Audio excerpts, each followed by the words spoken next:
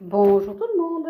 Aujourd'hui, je vais vous montrer comment je fais un plat en ragoût à l'aide de produits végétaux. Donc là, j'ai aplani du grès chamoté blanc sur 1 cm. Il faut ça pour le ragoût, sinon il pète. C'est une cuisson spéciale avec des chocs thermiques, donc il faut quand même que ce soit bien épais. Donc là, ma plaque est de 1 cm. Maintenant, je vais venir poser sur ma plaque ma feuille de courge. À l'aide de mes mains, j'ai appuyé pour mettre ma feuille sur toute ma plaque. Ça dépasse un peu là, mais c'est pas grave. Maintenant, avec un rouleau à pâte, je vais venir appuyer délicatement pour que cette feuille rentre à l'intérieur de ma pâte.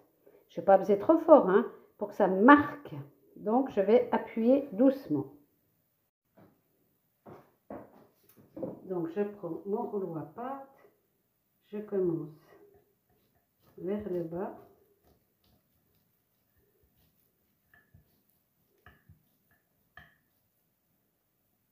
J'appuie, mais pas fort, surtout où il y a des grosses tiges, parce que sinon ça perce trop l'argile et ça casse. Donc là, je vois que c'est suffisamment marqué. Il n'y a pas de souci. Voilà, ça c'est fait. Ensuite, avec une petite pointe, je vais venir découper à la forme de mes feuilles.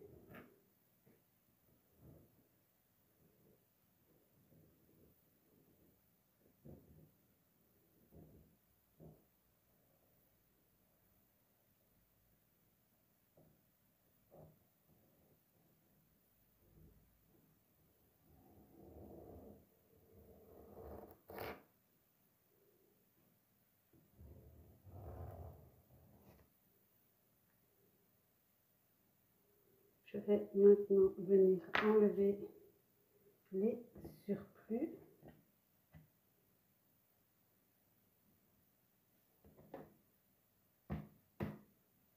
Voilà, et là j'ai ma feuille.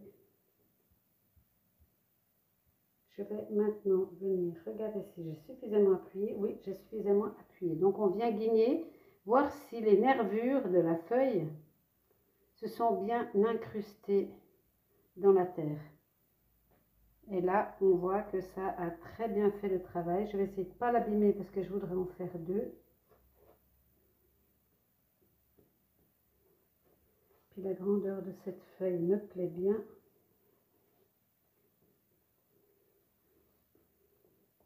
Donc là, j'ai choisi une fleur de courge, mais vous pouvez très bien choisir une feuille d'autre chose.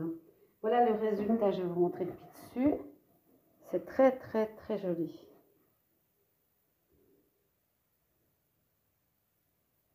Donc maintenant, je vais aller poser ça sur une planche sur laquelle je vais laisser sécher et je vais poser dessous des éponges pour lui donner une forme de plat, pour relever les côtés. Donc, je vais la décoller très précautionneusement.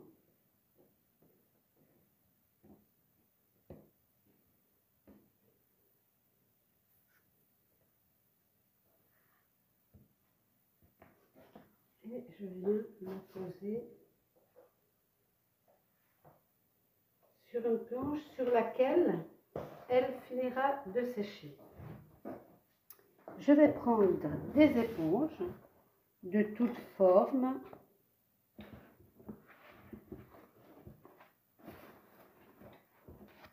Et je vais venir mettre en forme.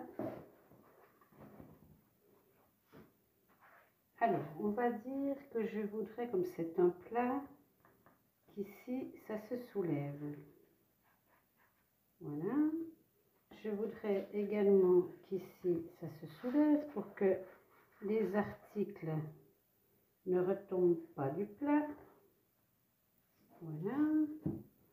Ensuite, il vous faut avoir quand même un certain stock d'éponges bon marché comme ça pour pouvoir mettre en forme ce genre de choses.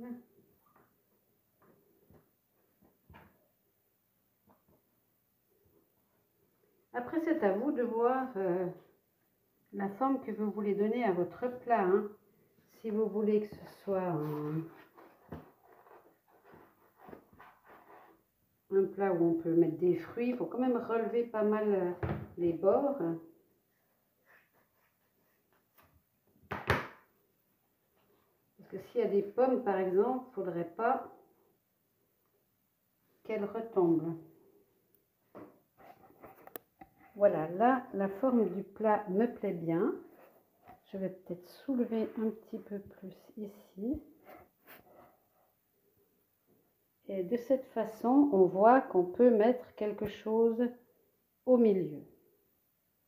Donc, vous posez vos éponges jusqu'à ce que vous ayez trouvé la forme idéale à votre plat.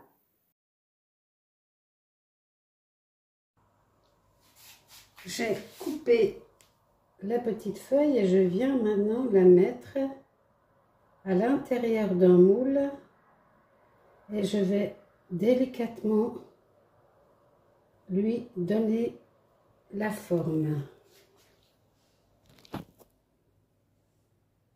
Et je vais la laisser sécher dans ce moule. Et l'autre, je vais lui donner la forme. Je vais déjà nettoyer tout le tour à l'éponge et je donnerai la forme avec des éponges. Les voilà les deux en prise de forme. Donc maintenant, j'ai plus qu'à les laisser sécher et ensuite je ferai mon dégourdi puisque c'est du grès à 980 degrés. Et ensuite, je vous montrerai la suite des opérations.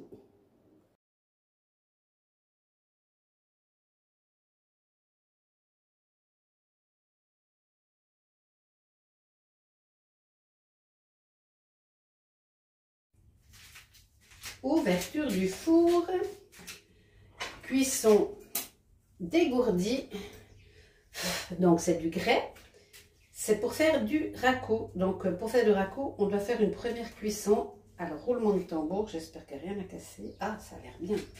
Ouais, super. Alors, ma première feuille, c'est sorti génial. Super.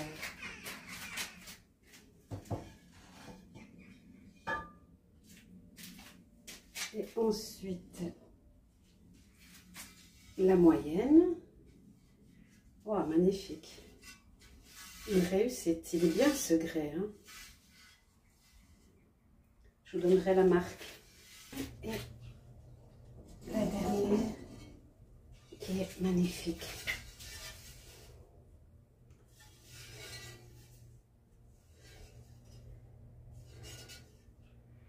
Donc celle-là, je vais être obligée de faire tout noir le dessous avec de la cire.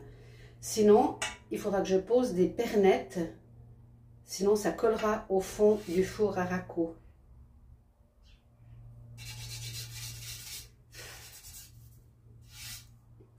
Je vous expliquerai ça plus en détail. Voilà, une cuisson bien réussie. Je suis très contente.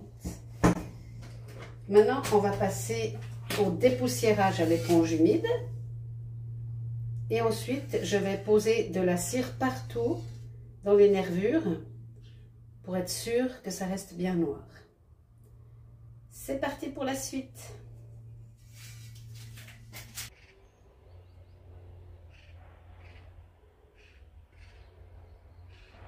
Maintenant, je vais m'occuper de passer la cire partout où je veux que ça reste noir. Donc je vais prendre tous mes objets en photo et avec la tablette avec laquelle je filme ici, j'ai la possibilité de faire des modifications sur mes photos. Donc je vais tout peindre en noir, ce que j'ai l'intention de faire, pour voir ce que ça va donner et si c'est bien. Et à ce moment-là, bien je poserai ma cire.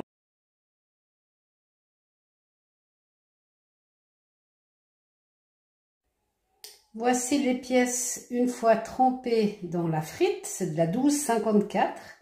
La voilà, donc partout où il n'y a pas de blanc, c'est où j'ai mis la cire.